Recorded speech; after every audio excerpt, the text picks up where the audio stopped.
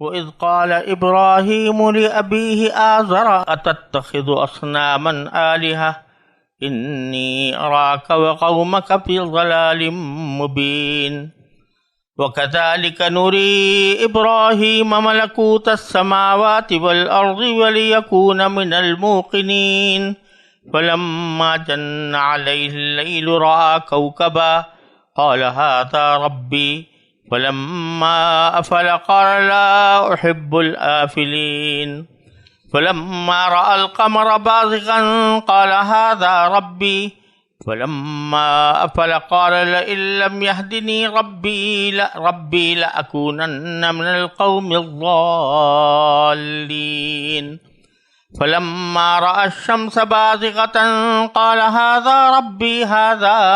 أَكْبَرُ فَلَمَّا أَفَلَتْ قَالَ يَا قَوْمِ إِنِّي بَرِيءٌ مِّمَّا تُشْرِكُونَ إِنِّي وَجَّهْتُ وَجْهِيَ لِلَّذِي فَطَرَ السَّمَاوَاتِ وَالْأَرْضَ حَنِيفًا وَمَا أَنَا مِنَ الْمُشْرِكِينَ وَحَاجَّهُ قَوْمُهُ قَالَ أَتُحَاجُّونِّي فِي اللَّهِ وَقَدْ هَدَانِ وَلَا أَخَافُ مَا تُشْرِكُونَ بِهِ إِلَّا أَن يَشَاءَ رَبِّي شَيْئًا وَسِعَ رَبِّي كُلَّ شَيْءٍ عِلْمًا أَفَلَا تَتَذَكَّرُونَ وَكَيْفَ أَخَافُ مَا أَشْرَكْتُمْ وَلَا تَخَافُونَ أَنَّكُمْ أَشْرَكْتُم بِاللَّهِ مَا لَمْ يُنَزِّلْ بِهِ عَلَيْكُمْ سُلْطَانًا فَأَيُّ الْفَرِيقَيْنِ أَحَقُّ بِالْأَمْنِ إِن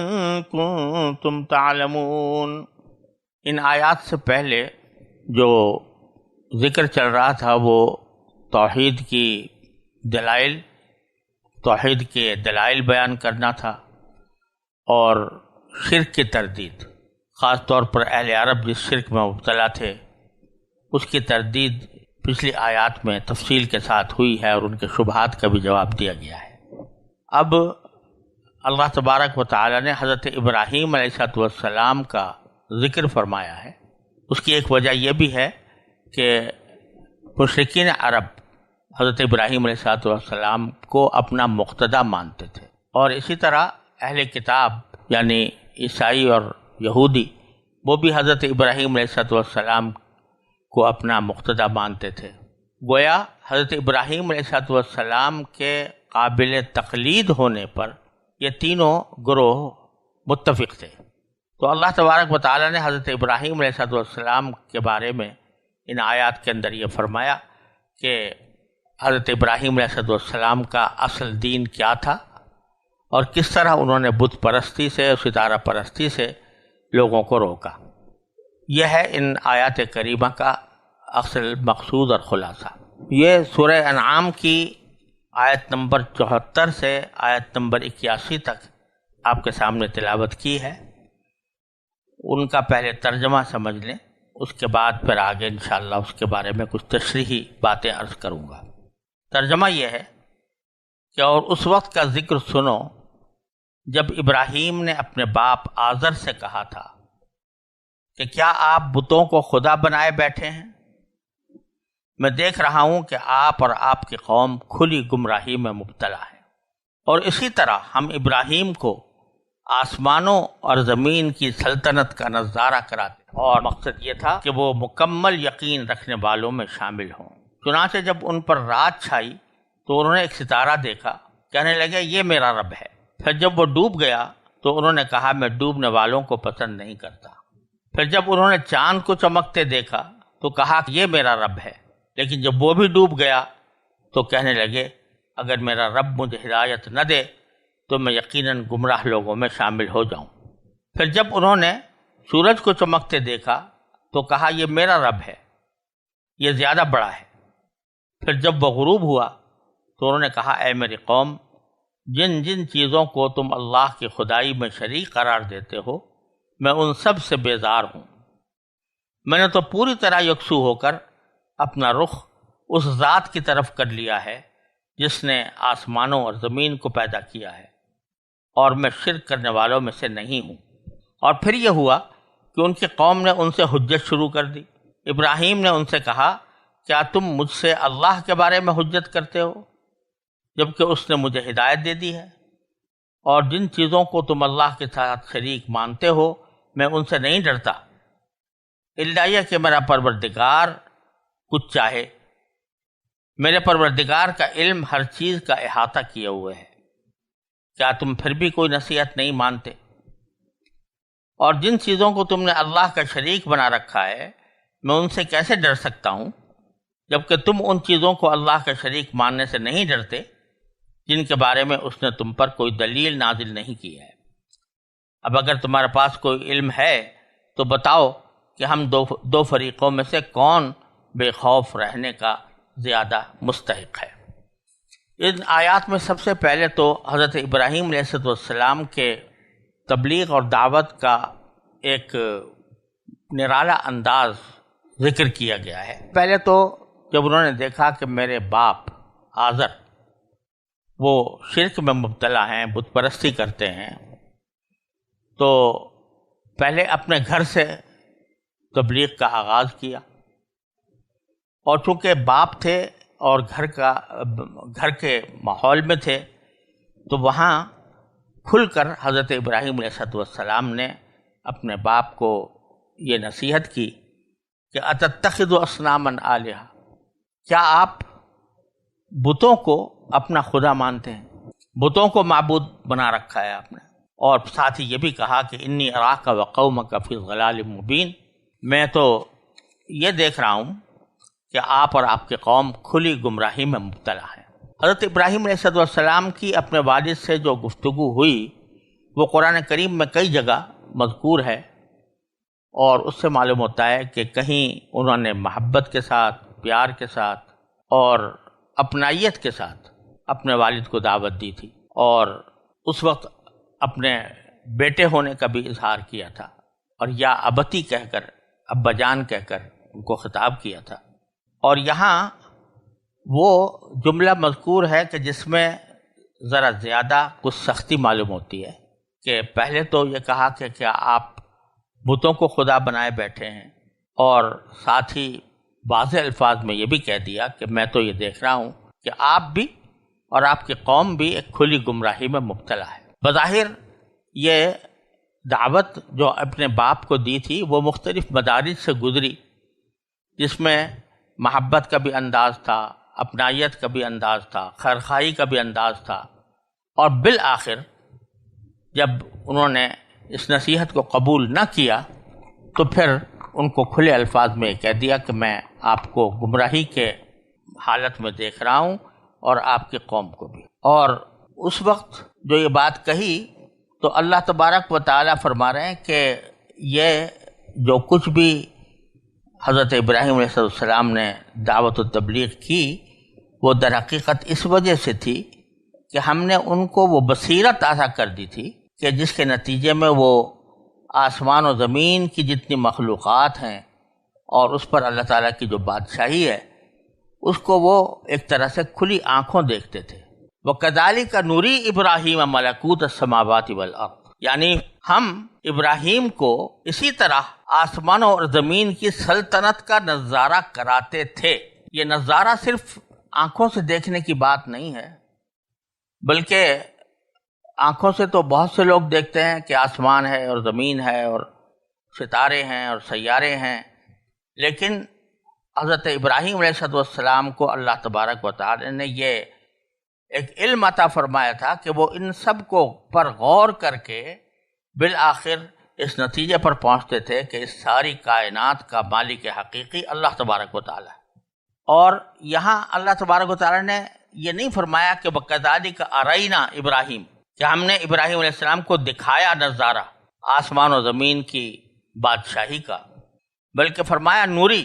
ہم دکھاتے ہیں یا دکھاتے تھے ابراہیم علیہ السلام کو آسمان و زمین کی بادشاہی کا نظارہ۔ دکھاتے تھے میں یہ بات داخل ہے کہ اللہ تبارک و تعالیٰ کی عظمت، اس کے جلال، اس کی کبریائی یہ ایسی چیز ہے کہ ایک لمحے میں آدمی وہ ساری کچھ نہیں دیکھ سکتا، سارا کچھ تو کبھی بھی نہیں دیکھ سکتا، لیکن تدریج کے ساتھ اور رفتہ رفتہ انسان اللہ تبارک و تعالیٰ کی ان نشانیوں پر متنبع ہوتا ہے جو اللہ تعالیٰ نے پوری کائنات میں پھیلائی ہوئی ہے۔ تو مطلب یہ تھا کہ ایک مرتبہ اللہ جل جلالہ کے خالق ہونے اور مالک ہونے پر یقین کرنے کے بعد بھی انسان اللہ تبارک و تعالیٰ کی صفات جلال و جمال و کمال، وہ اللہ تبارک و تعالیٰ کی ان صفات کو اللہ تعالیٰ مسلسل ان کو دکھایا جاتا تھا، اور جتنا اللہ تبارک و تعالیٰ کی قدرت کے بارے میں، ان کی آپ کی عظمت کے بارے میں، جلال کے بارے میں انسان غور کرتا ہے، اتنا ہی وہ اللہ تعالیٰ کی معرفت میں ترقی کرتا ہے۔ اسی کو صوفیاء کرام نے ان الفاظ میں تعبیر کیا ہے کہ ایک سیر الی اللہ ہوتی ہے اور ایک سیر فی اللہ ہوتی ہے۔ سیر الی اللہ کے معنی یہ ہے کہ انسان رفتہ رفتہ مخلوقات کو دیکھ کر یا دلائل کو دیکھ کر اللہ تعالیٰ تک پہنچ جائے۔ پہنچ جانے کے معنی یہ کہ اس بات کا اس کو یقین حاصل ہو جائے کہ اللہ تبارک و تعالیٰ ہی اس کائنات کے خالق و مالک ہیں، لیکن اس کے نتیجے میں ایمان لے آیا، اور ایمان لا کر اللہ تعالیٰ کی قدرت و عظمت پر پورا یقین ہو گیا۔ لیکن یقین کے باوجود اللہ تعالیٰ کی مکمل معرفت وہ ایک لامتناہی چیز ہے۔ تو ایمان لانے تک جو سفر انسان نے کیا وہ سیر الی اللہ کہلاتا ہے، اللہ تعالیٰ تک پہنچ جانا۔ لیکن پہنچنے کے بعد اللہ تبارک و تعالیٰ کی صفات جلال و جمال و کمال اور قدرت اور علم، ان سب صفات کے بارے میں انسان جتنا سوچتا ہے اتنا ہی اللہ تبارک و تعالیٰ کی معرفت کے قریب پہنچتا ہے۔ اس کو سیر فی اللہ کہتے ہیں، یعنی اللہ تبارک و تعالیٰ کی صفات پر انسان غور کرتا جائے تو جوں غور کرتا جائے گا اس کی معرفت بڑھتی چلی جائے گی۔ تو یہاں نوری کا لفظ استعمال کر کے اللہ تبارک و تعالیٰ سیر فی اللہ کی طرف بظاہر اشارہ فرما رہے ہیں کہ صرف اتنا نہیں ہے کہ ایک مرتبہ دیکھ کر وہ ایمان لے آئے، بلکہ کذالک نوری، ہم ان کو دکھاتے رہتے تھے، ابراہیم علیہ السلام کو آسمان و زمین کی بادشاہی، یعنی اللہ تبارک و تعالیٰ کی صفات عظمت و جلال اور اس کے مظاہر پر حضرت ابراہیم علیہ السلام غور کرتے ہوئے سیر فی اللہ کے سفر میں تھے۔ وَلِيَكُونَ مِنَ الْمُوقِنِينَ، اور تاکہ وہ مکمل یقین کرنے والوں میں ہو جائیں۔ ایک تو ہوتا ہے ایمان لے آنا، ایمان کے معنی بھی یقین ہی کے ہوتے ہیں ایک طرح سے، لیکن یقین کے بھی مختلف درجات ہیں۔ ایک یقین وہ ہے کہ ایمان تو لے آئے ہیں، لیکن وہ کبھی کبھی اس میں وسوسے آ جاتے ہیں، اور اس وسوسے کی وجہ سے آدمی تھوڑا پریشان رہتا ہے۔ لیکن جب ایمان اس درجہ قلب میں راسخ ہو جائے کہ اس پر کوئی وسوسہ بھی وارد نہ ہو، تو یہ ایقان کے درجے تک پہنچتا ہے۔ تو یہاں فرمایا کہ ہم یہ جو کچھ نظارے کراتے تھے ابراہیم علیہ السلام کو، یہ اس کا ایک مقصد یہ تھا کہ ان کے اندر وہ ایقان کی کیفیت پیدا ہوتی چلی جائے، اطمینان قلب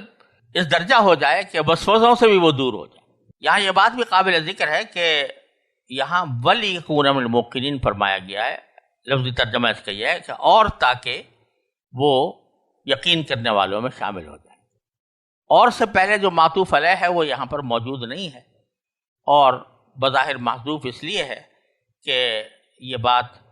سیاق کلام سے معلوم ہو رہی ہے کہ ہم نے ان کو آسمان و زمین کی بادشاہی اس لیے دکھائی تھی تاکہ وہ اپنے قوم پر حجت تام کر سکے، اور تاکہ خود بھی یقین کرنے والوں میں ہو جائیں۔ اس کے نتیجے میں انہوں نے ایک دلچسپ مظاہرہ کیا اپنی قوم کے ساتھ۔ پیچھے اپنے باپ کو تبلیغ کی تھی، اور اس کے بعد جب قوم سے تبلیغ کرنے کا مرحلہ آیا تو وہاں پر اس طرح کے الفاظ استعمال نہیں کیے فوراً جو حضرت ابراہیم نے اپنے باپ کے لیے کیے تھے کہ انی اراک و قومک فی ضلال مبین، بلکہ ان کو تدریجاً حکمت کے ساتھ حق تک پہنچانے کے لیے ایک لطیف طریقہ اختیار کیا۔ وہ یہ کہ جب ان پر رات چھائی، یعنی رات آ گئی، تو رآ کوکبا، انہوں نے ایک سیارے کو دیکھا۔ ستارے کے لیے لفظ نجم بھی آتا ہے اور کوکب بھی آتا ہے۔ نجم عام ستاروں کو کہتے ہیں، اور کوکب عام طور سے صرف سیاروں کو کہا جاتا ہے۔ سیارہ دیکھا کیونکہ ان کی قوم ستارہ پرست بھی تھی، یعنی ستارے کو پوجتی تھی۔ پیچھے حضرت ابراہیم نے جو اپنے باپ سے کہا تھا اس میں یہ کہا تھا کہ آپ بتوں کو پوجتے ہیں، ان کو آپ نے معبود بنا رکھا ہے، یہ گمراہی کی بات ہے۔ اور یہاں قوم سے جو خطاب کیا اس میں ان کی ستارہ پرستی کی طرف رجوع کیا۔ بات در حقیقت یہ ہے کہ جو خاص طور سے حضرت ابراہیم علیہ السلام کے زمانے میں جو بت پرست تھے وہ بھی، اور بعد میں بھی جو بت پرست ہوتے رہے وہ بھی، اصل میں جو پتھروں کو پوجتے ہیں، پتھروں کے بتوں کو، تو اتنی بات تو ان کو بھی بدیہی طور پر معلوم ہے کہ یہ ہم نے خود اپنے ہاتھ سے بنائے ہیں، ان کو خدا کیسے کہہ دیں ہم، جو ہمارے ہاتھ کی مخلوق ہے وہ خالق کیسے ہو جائے گی۔ لیکن حقیقت یہ ہے کہ وہ اصل میں جو معبود قرار دیتے تھے وہ ستاروں کو قرار دیتے تھے، خاص طور سے سیاروں کو۔ وہ کہتے تھے کہ اس عالم کا سارا نظام ان ستاروں کے ذریعے چل رہا ہے، اور خاص طور پر سیارے جو ہیں وہ اس نظام کو چلا رہے ہیں۔ اللہ تعالیٰ کو ضرور مانتے تھے، لیکن کہتے تھے کہ اللہ تبارک و تعالیٰ نے سارا نظام ستاروں کے سپرد کر دیا ہے۔ جیسے کہ علم نجوم کے اندر لوگ یہ بات کہتے ہیں کہ ستارے ہی سب سے زیادہ مؤثر ہیں اس کائنات میں، تو وہ ستاروں کو حقیقت میں پوجنا چاہتے تھے۔ اب ستاروں کو پوجنے کے لیے وہ ان کی پہنچ تو ستاروں تک ہے نہیں کہ وہاں جا کر ان کو پوجیں، لہذا انہوں نے پتھر کے بت اس لیے تراشے تھے کہ ان کو ایک طرح سے انہوں نے اس سیاروں کا ایک متمثل وجود قرار دے دیا تھا کہ یہ فلاں ستارے کا وجود ہے، یہ فلاں ستارے کا وجود ہے، یہ فلاں ستارے کا وجود ہے۔ تو اس واسطے اصل بنیاد تھی ستارہ پرستی، جو پھر بعد میں بت پرستی کی طرف منتقل ہو گئی۔ لہذا حضرت ابراہیم علیہ السلام نے جب اپنی قوم کے ساتھ مناظرے کی یا بحث کی یا ان کو تبلیغ کی ابتدا کی، تو انہوں نے اس ستارہ پرستی پر ضرب لگانے کی ضرورت سمجھی کہ پہلے ستارہ پرستی کو اگر باطل کر دیا جائے تو پھر یہ بت پرستی خود بخود باطل ہو جائے گی۔ لہٰذا جب رات کا وقت آیا تو انہوں نے ایک ستارہ دیکھا، سیارہ دیکھا، تو اس کو دیکھ کر اپنی قوم کے سامنے یہ کہا کہ ھذا ربی، یہ میرا پروردگار ہے۔ بظاہر تو یہ کلمہ کفر کا ہے، لیکن در حقیقت یہ کہا جا رہا ہے کہ بقول تمہارے بقول، تمہارے عقیدے کے مطابق یہ میرا پروردگار ہے۔ تو خدا نخواستہ یہ مقصد نہیں تھا کہ وہ خود اپنے اعتقاد کا اظہار کر رہے ہوں، بلکہ مخاطبوں کے اعتقاد کو انہوں نے اس طرح تعبیر کیا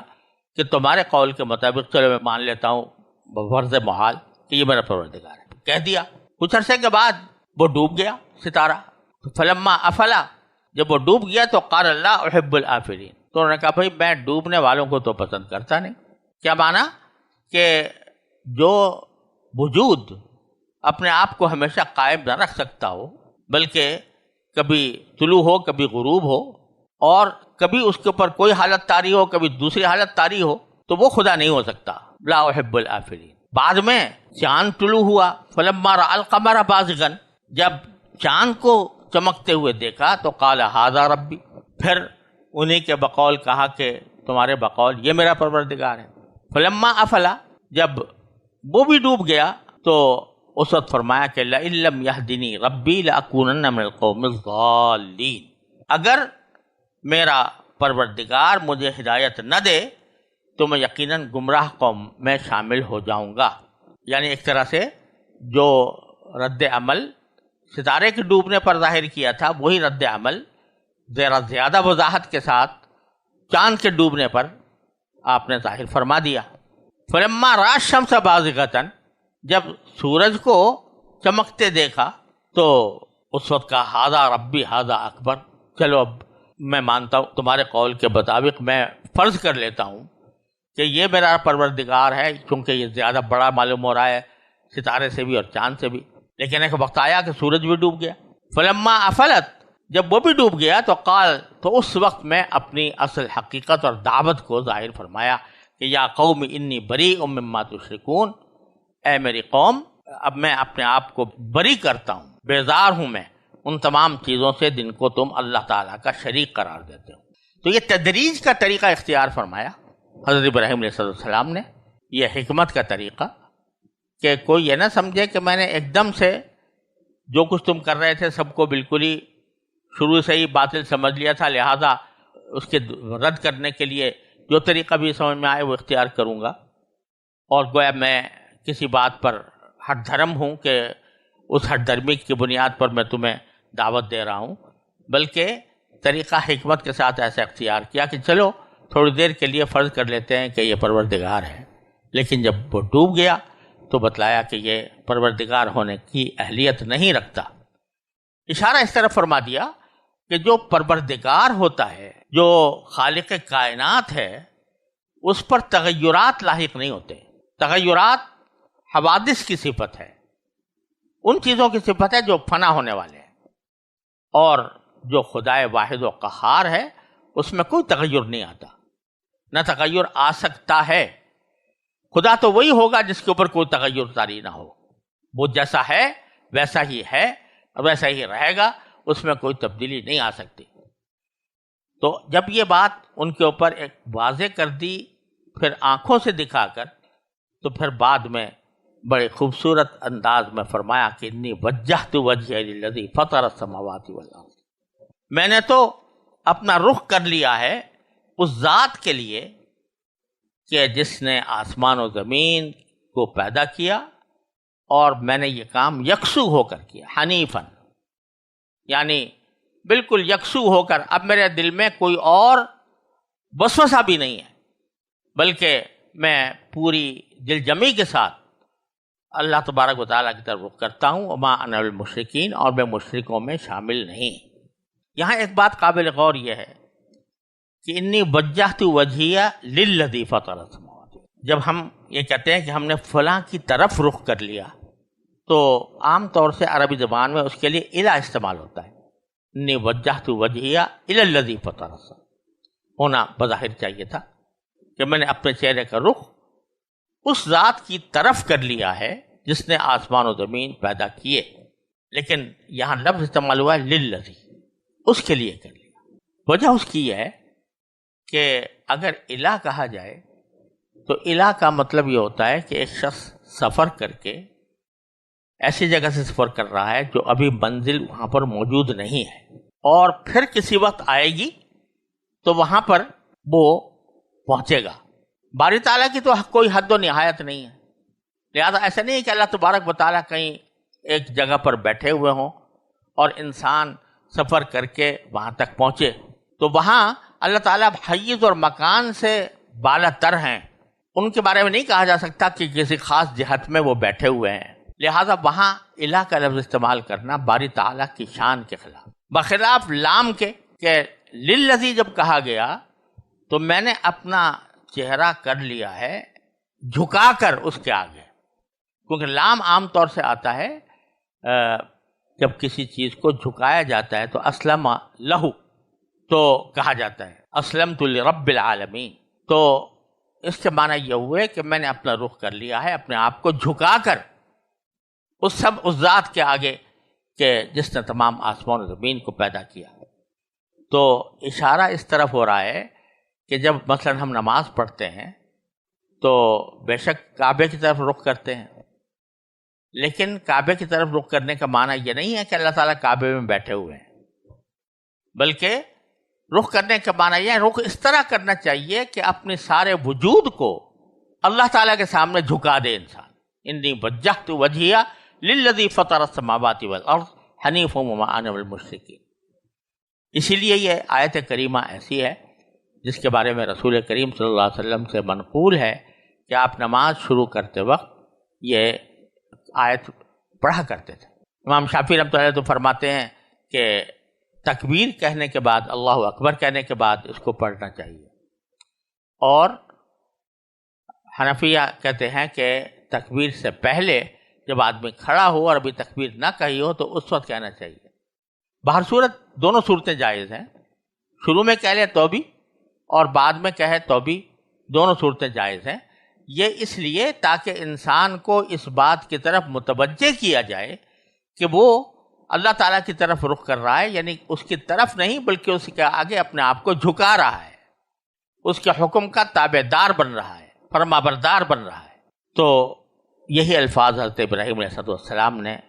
ساری قوم کے سامنے فرما دیے اس سارے تدریج کے ساتھ یہاں تعلیم بھی دے دی کہ جب انسان تبلیغ کرے کسی کو یا دعوت دے تو ایک دم سے کوئی ایسی بات نہ کہہ دے جس سے لوگ متنفر ہو جائیں، بلکہ آدمی کو پہلے تدریج اور حکمت کے ساتھ کام کرنا چاہیے کہ رفتہ رفتہ وہ لوگوں کو حق کی طرف مائل کرے۔ پھر فرمایا کہ بحاجہ قومہ،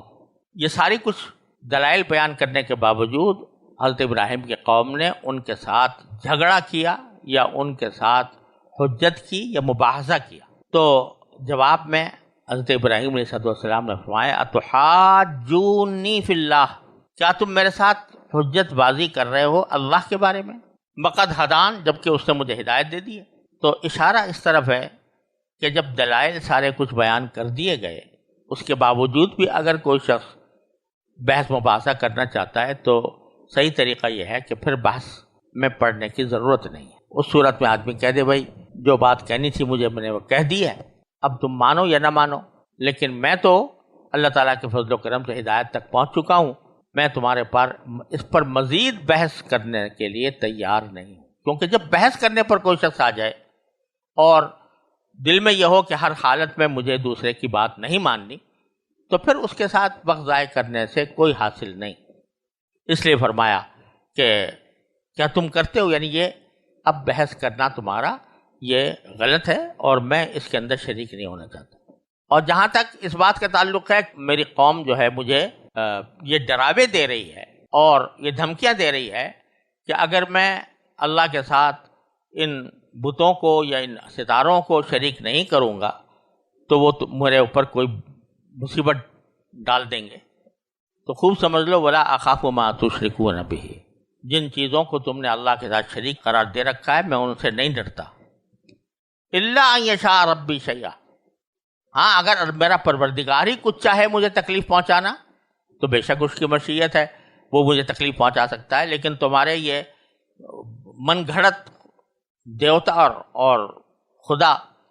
یہ مجھے کوئی تکلیف نہیں پہنچا سکتے۔ وسع ربی کل شیء علما، اور سوال پیدا ہوا کہ بھئی اللہ تعالیٰ ہی تمہیں کیوں تکلیف پہنچائیں گے؟ تو اس کا جواب دے دیا کہ میرا پروردگار کا علم ہر چیز پر محیط ہے، لہذا اگر کوئی مجھے تکلیف پہنچانا چاہتا ہے وہ اپنی مشیت کے تحت تو یقیناً اس کی حکمت کے عین مطابق ہوگا، وہ جس چیز کو بہتر سمجھے گا اپنی حکمت بالغہ کے ذریعے وہ کرے گا، تو مجھے اس پر کوئی اعتراض کا حق نہیں۔ افلا تتذکرون، تو کیا پھر بھی تم میری نصیحت قبول نہیں کرو گے؟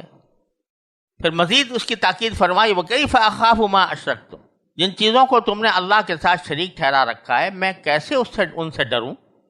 وَلَا تَخَافُونَ أَنَّكُمْ أَشْرَكْتُمْ بِاللَّهِ، جبکہ تم اس بات سے نہیں ڈرتے کہ تم نے اللہ تعالیٰ کے ساتھ کچھ شریک ٹھہرا رکھے ہیں، ایسے شریک مالا منزل بھی ہے علیکم سلطانہ، کہ جن کے بارے میں اللہ تعالیٰ نے کوئی دلیل نازل نہیں کیا تمہارے اوپر کہ جس کی وجہ سے تم کہو کہ یہ اللہ کے شریک۔ تو جب تم اپنے پروردگار سے نہیں ڈر رہے شرک کے نتیجے میں تو میں تمہارے من گھڑت دیوتاؤں سے کیوں ڈروں؟ خود سوچ لو فَأَيُّ الْفَرِيقَيْنِ أَحَقُّ بِالْأَمْنِ، کہ ہم دونوں فریقوں میں سے کون اس بات کا زیادہ مستحق ہے کہ وہ بے خوف رہے؟ ان تم تعلمون، اگر تم سمجھ رکھتے ہو تو خود اس کو تمہیں سمجھنا چاہیے کہ میں تمہارے من گھڑت دیوتاؤں سے نہیں ڈرتا، اور تمہیں ڈرنا چاہیے اللہ تعالیٰ سے کہ تم اس کے ساتھ کسی کو شریک ٹھہرا رکھا ہے۔ وآخر دعوانا